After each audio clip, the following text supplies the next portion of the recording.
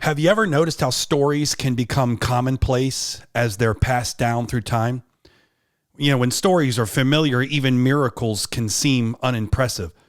Some of the stories we've heard about Jesus have become so recognizable that it's easy to take for granted just how radical his time on earth really was.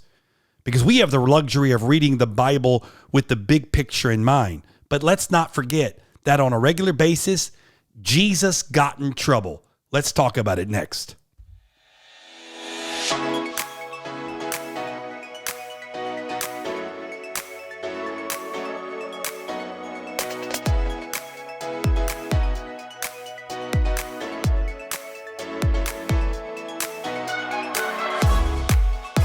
Welcome back to the Just Jesus podcast. Hopefully that music got you up on your feet. If you're not already up on your feet, having a good day. It's good to have you. Thanks for listening wherever you are listening from, whenever you are listening. As always, thank you for tuning in and doing these things. Doing these podcasts has been wonderful, but to have people that are listening and engaging makes it that much more rewarding. So thank you for joining today. And if you're new to Just Jesus, we're exactly what it says in the title.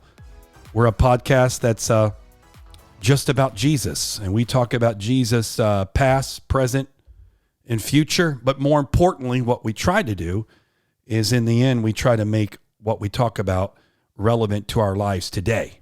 So we stay a lot out of, we don't really get into theology. We're not trying to convert anyone to a church. We're just simply talking about Jesus and having a conversation about Jesus. And the goal is to strengthen your faith at whatever level you may be in. So if you're someone who is just being introduced to the idea of Jesus Christ, or just coming to a realization and a faith that he is who he says he is, then hopefully something that is said today will be encouraging and challenging and educating to you. But also, on the other hand, if you're someone that has been a believer in Jesus Christ for a long time, I hope that something said today will help you and challenge you and continue to grow you in your own faith, in your own journey. So it's good to have you. Great to be along. This is episode number 9. So we are moving along. And again, thank you for all of those of you that have been listening and engaging, and so much positive feedback. I've appreciated it very, very much. And then always, if you get a chance, just hit that like button here on YouTube. Hit that like button and leave a comment if you choose to do so. And if you're not already done so, subscribe. And if you feel like this can help someone else that's also on their own journey to know and discover Jesus Christ, please consider sharing with somebody that might be benefited by it as well. Again, that's just sort of a way to help spread this message. And on that note, before we get started on today's topic, I need your help. And for those of you that have been listening here, the last 8 episodes, I feel like I told you there were some big changes coming, and I've been sort of pondering these changes and trying to determine if they needed to be done and when they need to be done. And so the big decision that I have to make, which there's been so many of you, and I mean that, have had so many positive responses. And so I feel like you're a part of this journey as well. So I'd like to hear from you. And that is, I'm currently, the Just Jesus podcast, if you didn't realize this, Just Jesus podcast is on the Antioch West YouTube page. Now, I say here in the opening, and I mean that Just Jesus is not tied to a church. We're not talking about any kind of doctrine or theology. We're just simply Just Jesus. And I have done that. And if you've listened to any of the podcast up to this point, I hope you agree that that has been accomplished. But in fairness to those who do not know me, by the way, my name is Joel Wright.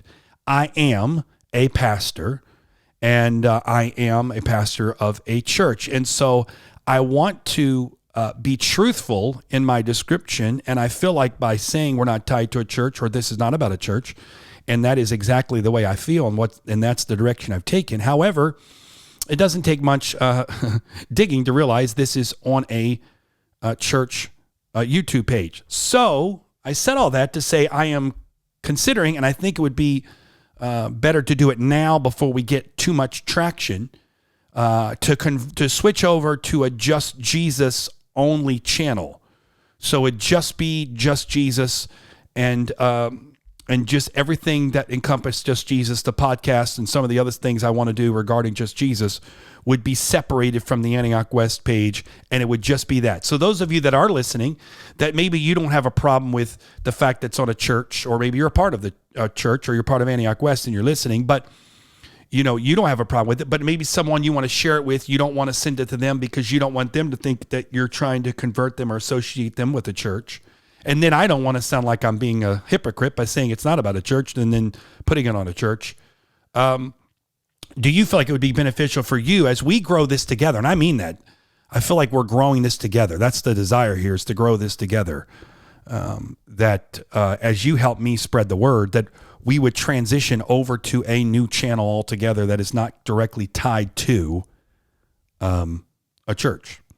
And I want to do it sort of now before we get too deep into it, because again, I feel like if we get momentum, as we're starting to get some momentum going in the growth of the channel, growth of the podcast, is that by the time we get too far down, it might be harder to transition unless we do it now.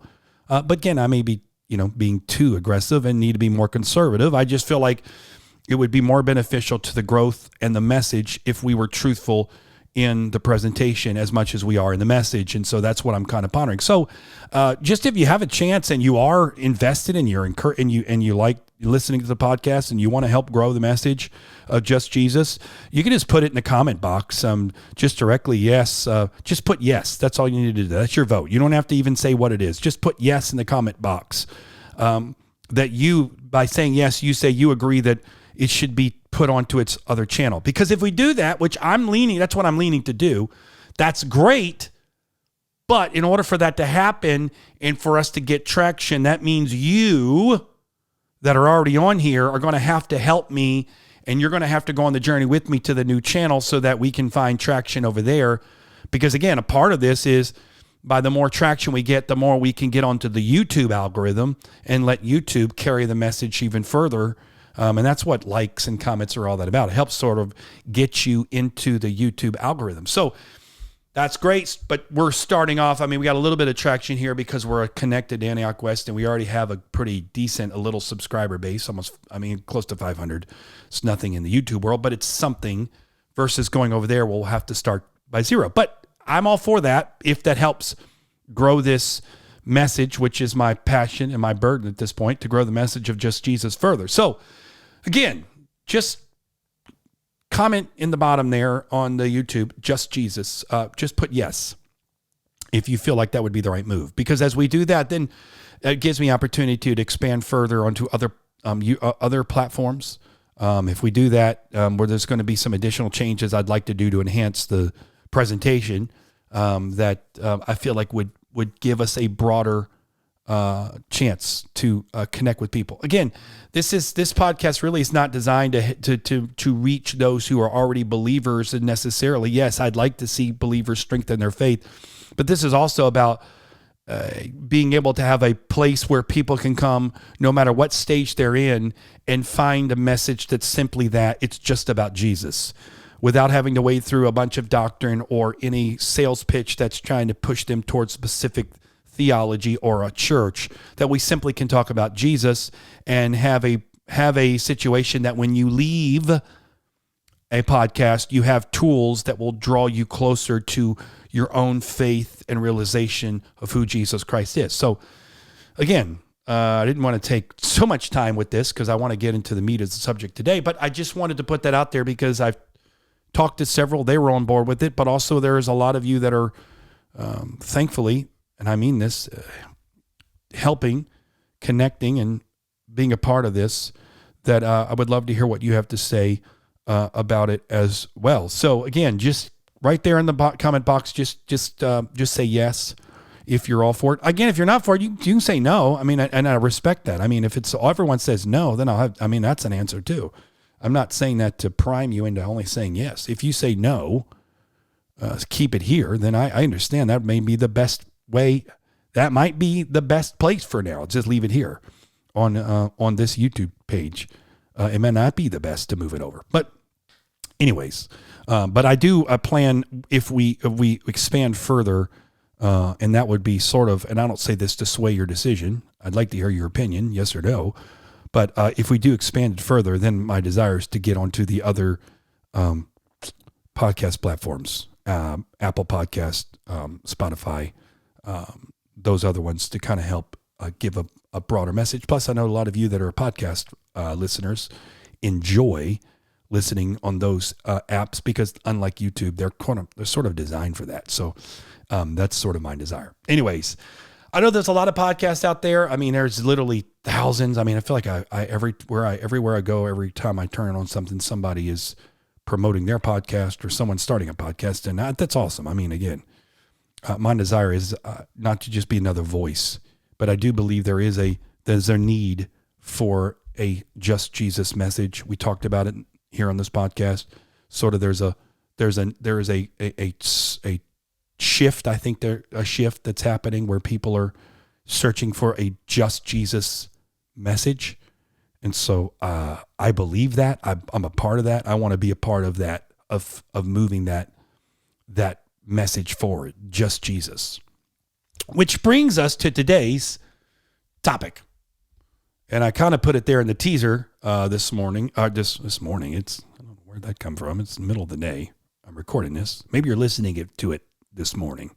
So maybe that was just for those of you that are morning, you're on your way to work and you're listening to it. But I put it in the teaser when we started that, that you ever realize that the more you tell stories, they become commonplace. And the problem with commonplace, it breeds familiarity. And then, like, for even in the biblical narrative, the miracles becomes kind of somewhat unimpressive. And I think especially in the world we live in today where, we have CGI and AI and every other I in iPhone. We have such ways of manipulating images and manipulating text and manipulating movies and videos. And, you don't even know now with deep fake and everything out there, what's real, what's not. And the thing about all that is the fact that, we're sort of becoming desensitized to the craziness because, we've sort of seen it. I hate to say this, and I don't want to sound trite, but I think I said this last week. I'm actually recording this from the Just Jesus Studios, which is, I said it last week. It's just being silly. It's a room in my house, but I like the Just Jesus Studios. But in that, my house is literally a mile from the bridge that collapsed, the Key Bridge. That if you're not from the area I live in, you've at least probably seen it on the news. And even though news around the nation has moved on to other things, like the eclipse and politics and local stuff, we here that are affected by this bridge, we're witnessing it every day. It literally has affected my life. I would drive that bridge a couple of times a week for various things. So, anyways, it's a horrible thing. The poor men who died on that bridge, those workers that were doing, helping make our lives better by making sure the roads that were on that bridge were in good condition to be safe for us. And so highly respect and honor those men who passed away. But I would be honest with you. When it happened, and I think I told you this last week, but when it happened, it was early in the morning, like 5:30, 6 o'clock. My wife wakes up and she checks her phone and she said, the bridge is gone. And I'm sort of just coming out of a slumber. And I said, what do you mean the bridge is gone? What bridge is gone? What do you mean gone? She goes, the bridge is gone. The bridge is gone. I'm like, okay, what do you mean the bridge is gone? And so she had her phone and she kind of just turned her phone and showed me the image. And I just see this video of this, of the Dolly, the ship, running into the support of the bridge. And then, if you've seen the video, the first time I saw it, I don't know how you felt, but the first time I saw it, I thought it was sped up. It happened so quickly and this sort of catastrophic, just, it just sort of, it doesn't look real, right? And so being only a mile from this, that bridge, I have driven over that bridge hundreds of times in my life. This is just this. Not only that, but this is a major event. This is a world event. Now that this is being covered all around the world. We had news people show up from everywhere.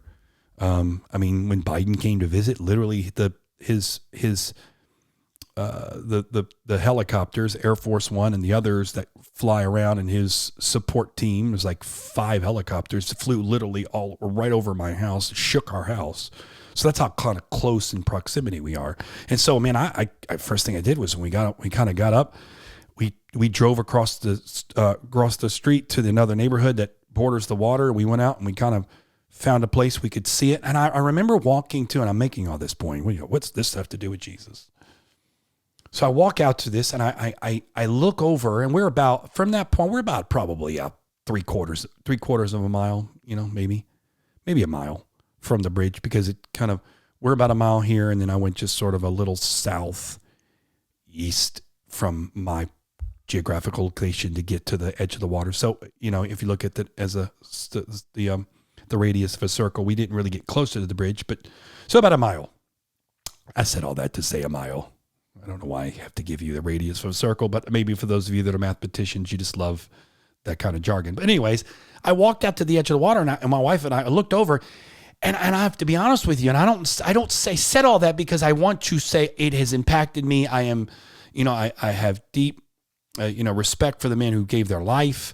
All the people that are affected. I personally know people. I know several guys that work down at the port that are out of a job right now. That literally, I was just communicating with one of them today, actually, and we were texting back and forth about, and what they're. I don't want to get into this. This is a Just Jesus podcast. It's not politics, but what you're seeing on the news is not what you're getting as far as how they're helping these guys. Because let's be honest, he works as a container on the container side, so he's offloading and loading these ginormous ships with all these containers, and so that particular part of the channel that's needed to clear. I don't know. I'm not an expert, and I've watched a bunch of YouTube videos, but that doesn't make me an expert. But that's months away. Who knows how many months away till they can get those type ships? So he's looking at a long journey of recovery here, and at this point in time, they have no really means to pay him. Basically, they offered him sort of at this point 2 options: you can draw from your retirement, or we'll give you a loan that you got to pay back. So anyways, I said all that because I know people are affected. I personally know people affected. We drive by the memorial that was set up for the construction workers that maybe you've seen pictures of or seen on TV. I literally drive by that every day. And so I say that because I want to make this statement without you feeling like I'm bringing any kind of detachment from the reality of it. But when I saw the bridge, standing there looking at the bridge from a mile away, the moment it happened, I have to be honest with you. And I know there's some psychological parts to this, your brain can't comprehend, but I will be honest with you. I wasn't as aghast as maybe someone who has never seen that type of image, because to be honest with you, it looked like a scene from a movie. It looked like a part of a movie. It looked like, you're looking at, some kind of, whatever it is, the Avengers or some kind of one of these crazy movies. Think about whatever disaster action movie where, things are blowing up or things are falling apart. There's a part of it that kind of looked like that. And so I wasn't going, I was just kind of, I had the recognition that this is real life, that is real, that image I'm looking at is real. But I got to be honest with you, I felt a little desensitized to the magnitude of all of it because I have seen it on movies. I've seen it on YouTube. I've seen buildings collapse and bridges collapse, and I've seen movies where and so that has caused a little desensitization to the magnitude and the shock of the moment. And so because of what we're exposed to, I feel like there's a little bit of that when we come to the story of Jesus Christ. Because to a reader 1,000 years ago, listening to stories of Jesus would have had a completely different perspective than someone today reading the stories of Jesus. Because again, we are so exposed and in a lot of ways desensitized to so many things. Because of that, that if we're not careful, our desensitization can cause us to have a numbness to the magnitude of some of these events and kind of make the miracles seem unimpressive and sort of make the stories about Jesus sort of mundane instead of realizing the radical nature of his time on earth. And again, the other part about it, which is like in everything that we deal with in our lives when we go back to revisit events, that when we read the Bible, we're not reading it with a narrow mind. We're usually reading it with a larger picture in view. So because of that, we often forget this one thing, and that was Jesus got in trouble. Jesus got in trouble. You guys remember? I mean, I think it's still a thing. I used to have them. I don't think I have them anymore. It was years ago, but it's still a thing. I still see it. I mean, I have a couple of Christian T-shirt companies that I buy from, and so they always send me products and samples. I mean, just things to look at, and always see in the advertisement. It's still there, but the WWJD started all as a bracelet you'd put on your arm, but then it's branded bigger than that. And the WWJD obviously is what would Jesus do?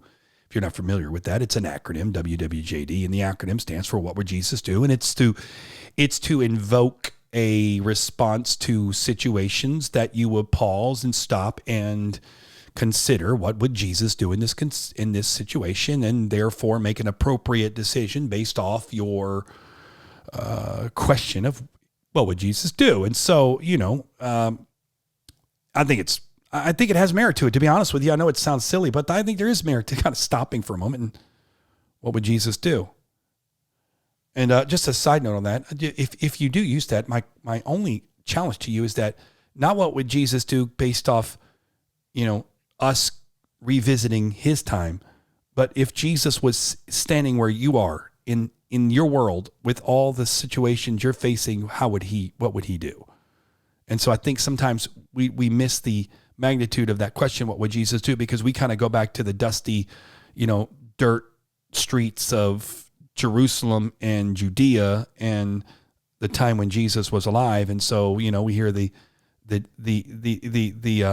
sounds of that period of time, and we smell the cities and what things would have been like then. But, that's not what we're asking. What would Jesus do? And I think so maybe WWJD in. What would Jesus do now? What would he be doing right now? Like, if Jesus was going to your job like you are, what kind of employee would he be? What kind of employer would he be? What kind of student would he be? If Jesus was who you are and you're a husband, what kind of husband would Jesus be? What kind of wife would Jesus be? What kind of friend would Jesus be? What kind of brother or sister would Jesus be? What would he do? He goes to Walmart. What kind of customer would Jesus be? Would he be a grumpy customer? Would he be a demanding customer? If Jesus went to Chick-fil-A and Chick-fil-A got his order wrong, how would Jesus respond? I think we ask that way, it puts it in a different perspective that challenges us on another level. What if Jesus watched TV? What kind of TV would he watch? If Jesus listened to music, what kind of music would he listen to? It's that kind of thing, which I feel like lends itself to a greater discussion and a deeper introspective perspective. But I'm not here today to talk about what would Jesus do. I really want to just take a moment, a few things today, point out, and I think this is an ongoing conversation that we will revisit numerous times because I think it's at the heart of just Jesus. And that is looking at some of what Jesus would and did, but more importantly, undo. And that's the thing. Think about it for a second. He often challenged the established authority. Now, hold on for a second before I say that. I say that and everyone's like, oh, I'm not suggesting Jesus rebelled. I'm not suggesting that we should rebel, but he did challenge the established authority often. And in that, he made quite a few enemies, let's be honest. And there was a group that hated him, really. And because of these sort of interactions and the fact that he had enemies and the fact that people hated him, they didn't really know how to respond to him. Again, we'll get into some of this today, but more importantly, this is sort of another foundational point to have a discussion on the narrative of just Jesus. And this kind of idea that they didn't know what to do with him kind of made them nuts, kind of made them feel crazy. And because of that, think about this. Some of them even accused Jesus of being the devil. Think about that. I mean, this is Jesus, right? They literally, some of them considered him being the devil. Now, let's not make a mistake before we get into some of the particulars here. Again, I said it. Make no mistake before you get too far down that road. For those of you that aren't as familiar with the story, and some of you know this to be the fact, but some of you may not. I'm making no mistake here. Jesus wasn't just some rebel determined to cause a ruckus. Okay? He submitted. Now, here's the thing. This is what Jesus did. This is the point. This is what made him who he was, and not just a rebel causing a ruckus. Is this: he submitted to authority when it didn't conflict with God's will. That's what made Jesus Jesus. In fact, let's look at it. If you have familiarity with any parts of the story of Jesus Christ, I want to point out one thing here. Matthew chapter 22. Verse number 17 tells us, it says this: tell this, then, what do you think? Is it lawful to pay taxes to Caesar or not? But Jesus, aware of their miracles, said, why put me to the test, you hypocrites? Show me the coin for the tax. And they brought him a denarius. And Jesus said to them, whose likeness is inscription is this? And they said, Caesar's. Then he said to them, therefore render to Caesar the things that are Caesar, and unto God the things that are God's. Now that's one instance, but that kind of gives us the flavor of the fact that he was submitted to authority, as long as that authority did not cause him to come in conflict with what he believed was the will of the Father for him. Okay, so that's the distinction. And it's important to note in this discussion that Jesus was so intertwined and in tune with the Father. Talked to him many, many times. He made the discussion, I and the Father are one. If you watch Chosen, that's sort of, it becomes very apparent. I think they do a wonderful job at that particular part of sort of showing this connection point between Jesus and the Father. That because of this connection, because of this being in tuned and intertwined with the Father, he didn't really give a flying flip at all about entertaining sort of the pride of the leaders of the day. To be honest with you, I know that's a little strong when he's saying it, but that's exactly, he didn't really care. And with that, Jesus flipped the cultural norms on their head. And this is huge, because we're going to talk about this a lot here on this channel as we progress. And that is this idea, and I don't want to get ahead of myself, but it's worth repeating here. And that is, when I say the cultural norms, I'm not just talking about the big cultural norms, but I'm also specifically talking about he flipped the religious cultural norms on their head. And that's why I've said numerous times on this channel, and I'll repeat it again here, is that Jesus and religion are not synonymous.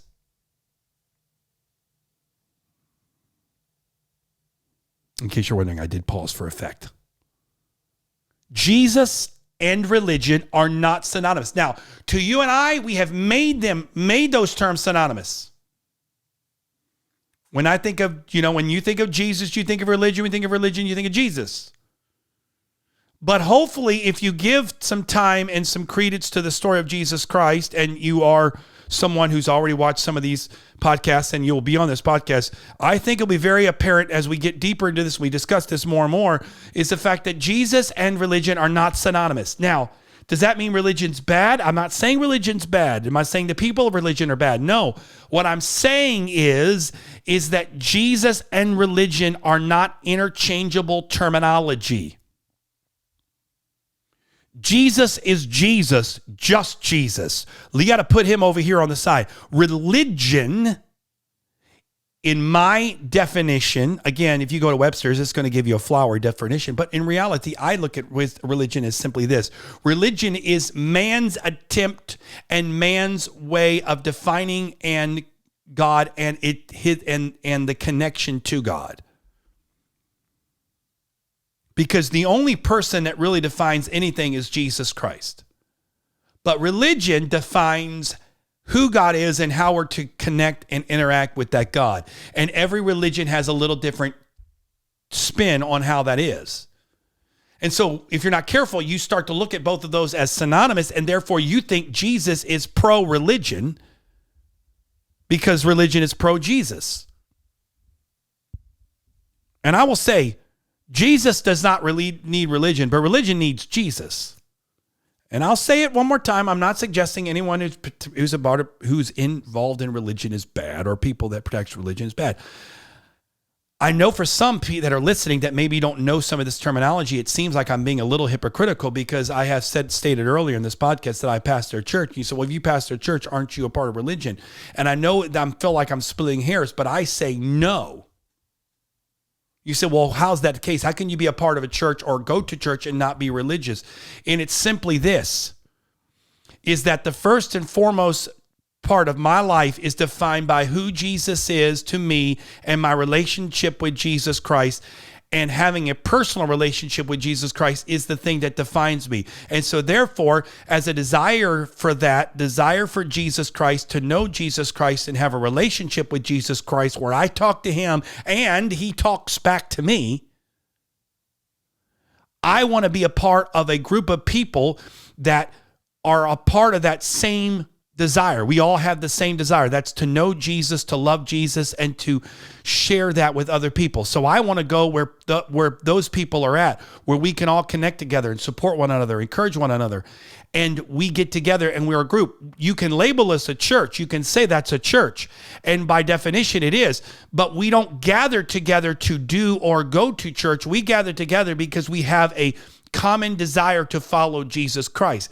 That is a difference between relationship and religion, because there's a lot of people that gather because they gather to define themselves as someone who goes to church. Now, here's the question, and I didn't mean to get all this today. It's not in my desire, but I'll just answer this, and we're going to have this discussion down the road. Can someone be a follower of Jesus Christ and not go to church? We're going to talk about that in a future episode. And I'll give you I won't leave you completely hanging on the answer to that. And that is, in order to answer that question, we have to define what church is. Because if church is going to a building every Sunday at a prescribed time, then no, you don't have to go to church to follow Jesus Christ. But if church is defined by its true meaning, which is the body of Jesus Christ, then yes, you need to be connected to the body of Jesus Christ to be a follower of Jesus Christ. So we'll get into that later. But the point I'm making is, as Jesus kind of flipped everything on its own, we'll talk about a couple examples here in just a minute. And let's think about a couple of things, the way he turned on. Well, number one, Jesus loved the unlovable. Jesus touched the untouchable. And Jesus valued the humble. Those three things right now were the opposites of the cultural norms. Jesus loved the unlovable, touched the untouchable, and loved the humble. And a lot of that because he had a desire to undo the traps that is caused by sin that most of us, all of us, but I'll just say most of us, all of us, let's be honest, so easily find ourselves caught in, even today. So with that being the case, in that light, it's kind of encouraging, isn't it? To imagine what we can overcome with his help. With his help. And you and I can love just as radical as he loved, and we can touch just as radical as he touched, and we can value the things that he values. So let's take a moment, if we can, just because I want to pull out a couple examples here. For those of you that are familiar, you probably already have skipped ahead and you know some of these conflicts already. But there's a couple of points here I want to make regards to this. Or sometimes Jesus got in trouble, but it wasn't for the sake of just simply causing trouble. He was trying to speak to a bigger point. There were a lot of times, this is one of the places where we find the most conflict with Jesus and those that were hanging around him, not necessarily his followers, which we call his disciples. If you know anything, if you watch Chosen, I keep referring back to Chosen because so many people watch Chosen. It's easy to use it as a good example. The Chosen is, the people that hang out with him, follow him the most. Those are his disciples. But Jesus had interaction with a lot of people. And he had an interaction with quite a few of the religious leaders of that day. And one of the things we constantly see coming up in this story, this narrative that Jesus Christ, his story is, he overthrew the man-made traditions that didn't line up with what God wanted. Now, this is something that there are numerous places we could go that are examples of this happening. One of the ones that's probably at least striking in its imagery, because when we think of Jesus, we think of love, we think of humility, we think of kindness, we think of gentleness, meekness, we think of this lowly babe wrapped in a swaddling clothes, lying in a manger. That's the image we get of Jesus, right? But one of the most starkly contrasting parts of his narrative is the fact that at one point when Jesus showed up at the temple and he lost his mind and started flipping over tables and running out the money changers who had brought commerce. And I'm not going to get too deep into the nuances of that story. Again, we have plenty of time in a future episodes to get into some of the depth of that. But the purpose of his emotional response to this wasn't an overreaction. It was the fact that he makes the statement that ultimately he says that that this house should be a house of prayer, and yet you've turned it into a den of thieves. That was sort of his angst towards the whole situation, because they had brought this unholy commerce into what was supposed to be a place that was holy and sanctified. And so their man-made traditions and man-made ideas had come in and disrupted what God had intended. So Jesus lost his mind. This happened numerous times. Another situation where some religious elite got upset with Jesus' followers because they didn't wash their hands before they ate. And again, there was nowhere where God said you had to wash your hands before you eat.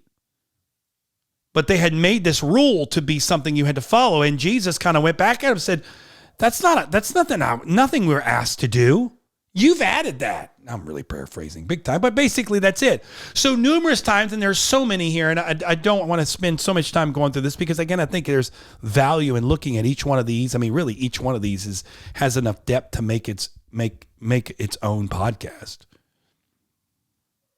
But the point I'm making is that there is one place in particular Jesus got in trouble, but getting in trouble is because he was trying to say this man-made stuff is exactly what it is. It's man-made. So if we are going to not fall into that same category, you and I today that are still here 2,000 years later, the question I have for you today is what we participate in and we call religion or faith, whatever acronym or whatever descriptive word you want to put on it. It's my faith, it's my religion, it's my Christianity, whatever you want to call it.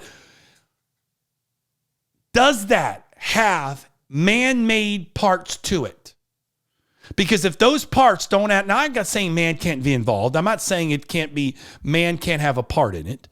But man can only have a part if that part is played in direct alignment with what God has already determined to be the path. And so if there is a place or if there is something that puts in contradiction, then ultimately we got to go back to the realization, is Jesus for anything that's a man-made tradition? Well, it's a really cool thing. It's really sincere, or whatever you want to spin on it that makes it sound better, or you use to potentially even justify the action, cannot be big enough to negate the fact that if it's man-made and it did not come from God and it's not backed up by something Jesus did or endorsed, then therefore it has no place. And I'm sorry, I don't want to sound like I'm being critical here or towards anyone, but you've got to call something out. If that's man-made, then it doesn't belong, period. I don't care what we've done it for hundreds of years. We've done it for 1,000 years. I don't care if they've done it from the beginning of time. If it's man-made, it doesn't belong. And so with that, and we could discuss this later, we've got to look at what are some man-made things that we do nowadays that don't align with what something Jesus would have done or participated in. And would Jesus have the same reaction if he saw some stuff that we did today? And again, I'm not saying, well, people are really sincere. I'm really sincere. I'm a really sincere person. That should even make it better for you that you are sincere. And if you're sincere, then you should have a desire to be someone who is pleasing to Jesus Christ, or someone that Jesus Christ would be pleased with. And so if you are sincere, that should be even better, to the point I'm making, because your sincerity should lend you to the fact to go, okay, well, man, if I'm doing something that needs to change, please tell me, because in my sincerity, I don't want to be in error. I don't want to find myself in error if you're truly sincere. So I appreciate this idea of sincerity. Okay, you're sincere. That's awesome. But don't let your sincerity trump your desire to be pleasing to Jesus Christ. So, what was one of the ways Jesus got in trouble? Well, no one. He loved to overthrow man-made traditions. The other one, which is just, it fits with what the couple things we've talked about here on this channel already, and that is he called out the hypocrisy, especially in leaders. But he called out the hypocrisy in general in the religious. And I said this, I don't have it up here on my computer right now. I think I had put it buried away in one of my notes here, and I don't want to take the time to search through it for just a moment. If you listed a couple podcasts, I think it was, I don't know if it was last time or a couple podcasts ago, but I made the statement that they did some research and they categorized three people into three different groups. You had those who were considered themselves Christians. You had those that considered themselves to be people of faith, but non-Christian people of faith. And then you had a third group that considered themselves to be unaffiliated, none. They were not in any way people of faith or followers of Jesus in any way. So you had three different categories. And they asked them a series of questions. And one of the questions they asked this group was, what is the number one thing that makes you doubt Christianity? Now, if you listen to the podcast, you already know the answer to this. But what's amazing about this data is that the number one. Now, there's a lot of big things that can cause us to doubt. There's a lot of things that we have questions about that we may or may not have adequate answers to. But this was research done. I forgot how many participants. I think it was like 2,500 participants in this survey. The number one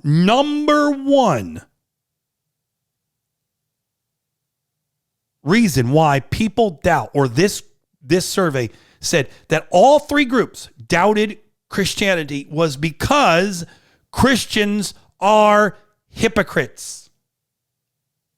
Now,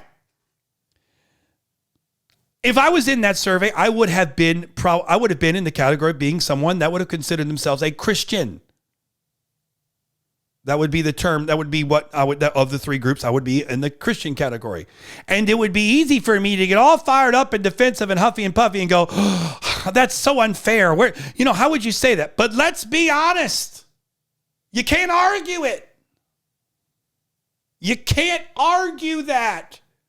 Because if you know anything about Christianity, you know hypocrisy and Christianity kind of go hand in hand, like hand in glove. And you cannot tell me that's the way Jesus had intended it, because he discovered the same things when he showed up, because there was hypocrisy in the religious folks of his day, and he called it out.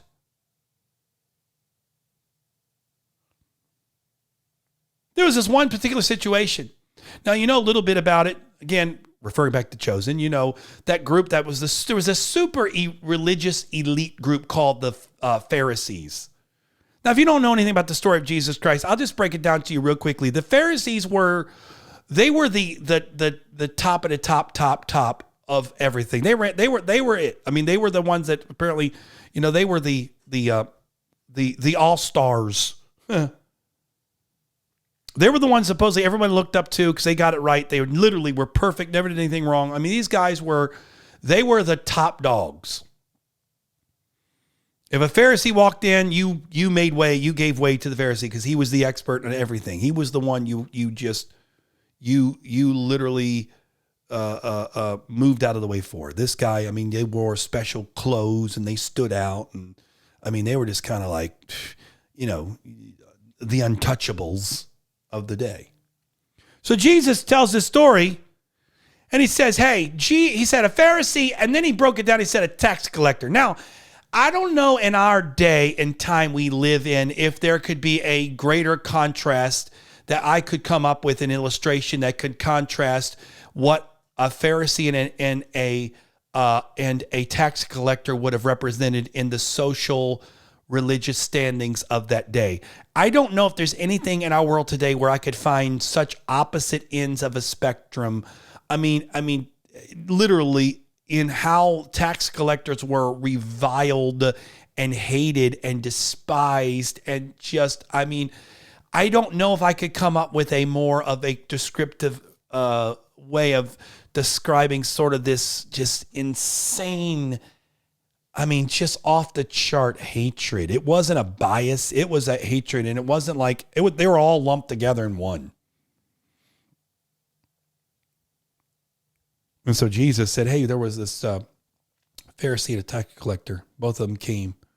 Both of them offered their prayers. The tax collector, he beat on his chest. And so, oh, God, have mercy. Oh, God, have mercy. Beat on his chest. Just in complete and utter humility of just who he was. And then on the other side, he contrasts that with this Pharisee that says, oh, God, I'm so thankful I'm not like that one who has, you know, basically, I'm paraphrasing here, but just, you know, that dog, tax collector, you know, basically, God, you should be honored that I'm on your side. And Jesus ripped that one to pieces and basically said, I'm endorsing the tax collector. You talk about making people mad, but that's what he did. He called that hypocrisy. There's another place that just infuriated, and we're going to get into this later because I think this is a huge topic for today, in the world today. He made time for outcasts, but especially, now watch this, he made time for female outcasts. This was huge. Not only did he make time for outcasts, he made time for female outcasts. I mean, this was major. That literally got him in trouble. One of the places, too, that Jesus got in trouble for, and again, I'm kind of skimming here because it just kind of getting the idea that has attitude. I know we'll probably get into some of these deeper. And one of the things that always it's just amazing sort of how crazy things were is when Jesus got in trouble for healing somebody because he healed him on the Sabbath day, which they considered to be the holy day. And so because he healed someone on the Sabbath, and on Sabbath, you're supposed to abstain from working. You're not supposed to work. And so they equated healing with working. And so they got so mad that Jesus violated this idea that they had, that they didn't even recognize that someone who had received a miracle.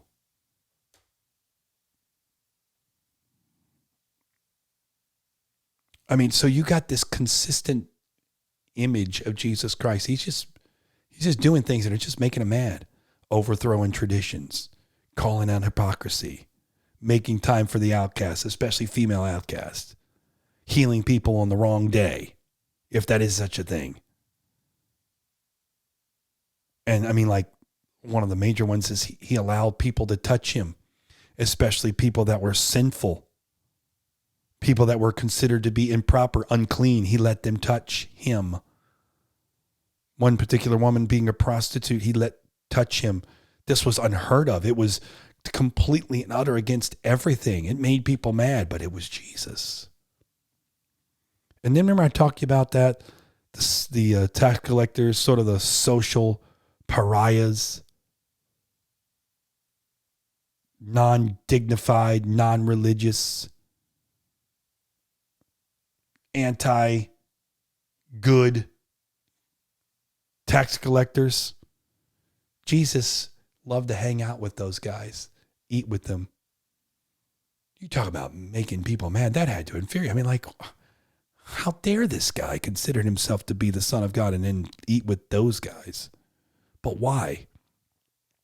Because Jesus was about a message that was to change the world. And I say all that because really, ultimately, what does this have to do? And we'll get into this. We'll get into more of this later. But basically, the point I'm making to you again today is that I think because we have 2,000 years of distance, and because we're so familiar, so many of us are familiar with the stories, and they have been retold and dramatized and retold and dramatized again, that we have forgot the true magnitude. And again, I say this because I want to go back to this. It's one of the things I appreciate with something like The Chosen. It's allowing us to view Jesus from a fresh perspective. It's looking at Jesus again from a fresh perspective. And I think that's really what we need to do for all of us is that when we revisit Jesus, we've got to push past all the layers and all the time where things have been layered and get back to the real story. What's the real story? And in order to find the real story, we got to kind of put ourselves into the story at that time and really look at things for what they were and notice the magnitude of what they were. For now, it's not a big deal for us, call out hypocrisy. My goodness, that's social media, right? Every day, someone's calling out somebody on something, something else. That wasn't a big deal. But in Jesus's day, that was a big deal because you never question things. We've got problems in our world today. And in a lot of ways, to be honest with you, the message of Jesus Christ, and this is something I really want to get into. I've kind of thrown out a lot of different topics for future down the road. But I really want to get into this because it's something that really I think it needs to be talked about. And that is how Jesus has become a weapon for some. Jesus and his message and who he is should never be used as a weapon. The only time Jesus should ever be used as a weapon is when you're fighting against the powers of darkness, against the demonic forces that oppose people who believe in Jesus Christ. Outside of that, there's no place where Jesus should ever be used as a weapon against any person. And even the message of Jesus Christ should never be used to manipulate or to dominate or to control anyone. And unfortunately, we live in a world today where the message of Jesus Christ has been turned into a weapon, and Jesus and his teachings have been used to manipulate, to control people, all in the name of Christianity. And unfortunately, this is not new to this day. It's been happening for centuries and even happened back in Jesus's time. But honestly, it's wrong and it needs to be discussed. And I think it's important to have that conversation because I think when we do that, we miss the message of Jesus Christ. And so one of the things with Just Jesus that I want to do as we further on to this is to get back to the original story of just Jesus. And look at Jesus and what he did, and how can we model our lives after that version of Jesus, not the 2024 version of Jesus Christ that is so layered with tradition and man and ideologies and theologies and doctrines and church experiences and hurt and pain and anguish and all this manipulation and control and all the stuff that's gone with it that has muddled the true story. What could happen for us if we got back to this true story of just Jesus, and could we model ourselves after that Jesus Christ? And if we do that, I will tell you, we're not going to line up with religion because Jesus didn't line up religion. And so my point I'm making in all that is that Jesus didn't line up with religion and expectations. And if you're going to be a follower of Jesus Christ to where Jesus wants you to follow, then you're probably not going to line up with what religion expects of you. And you're going to have to be okay with that, because you're going to have to desire to know Jesus more than you know religion. And again, I'm not saying that religion's bad, but religion and Jesus are not synonymous. So, boy, I didn't get quite to where I thought we were going to get to today, but we covered a lot of ground, skipped a lot of rocks, but throw a lot of stuff out there for future, but also hopefully a lot of stuff that you could chew on and be challenged by, because that's what we kind of have to take a fresh look at some stuff. Be honest with ourselves, be honest about our faith, be honest about our experiences, but be honest with those that we are sharing Jesus with, to get to the true story, not the revised version that's been handed and passed down and now has lost its true meaning. Just Jesus. So, thank you for joining. Hopefully you've already commented yes or no. Yes, move to a new channel so we can grow the message, or no, it can grow from here. Let's leave it right here. It's good. You're overthinking it. Don't worry about it. Please help me out.